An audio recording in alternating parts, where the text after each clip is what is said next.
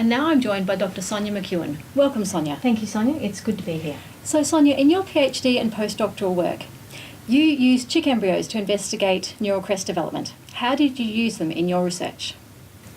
Well, that's a really great question.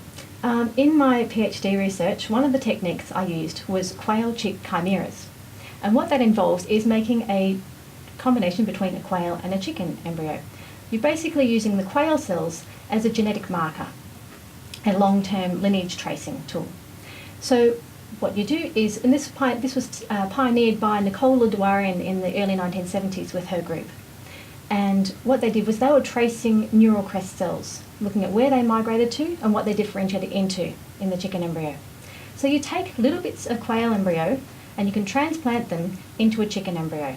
You can put them into the same sort of place at the same stage embryo, or you can put them in a different position in the chicken embryo, or at a different time, at a different stage in the chicken embryo's development. So move them earlier or later.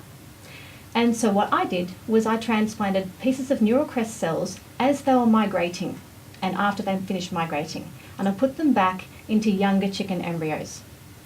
And from that I was able to tell where the cells migrated to and what they differentiated into. Now, when Nicola Douarin started this technique, the only way to tell the quail cells apart from the chicken cells was that their nucleus looks different. So they were looking at all these cross sections and distinguishing the quail nucleus from the chick nucleus. But now, these days, there's an antibody that detects only the quail cells.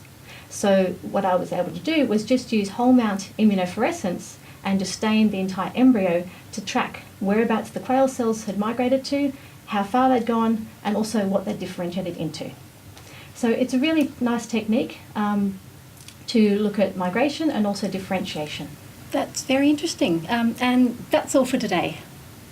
Really, that's it? No, that's it. No more I asked questions? Craig a few more. He was really good. Oh, okay. But I like your scarf. Oh, thanks. You should try wearing one. Actually, I think I've got one like that at home. Yeah. Well, thank you for joining us today. Okay, thank you. And by the way, don't give up your day job. No, I won't. Thank you for watching.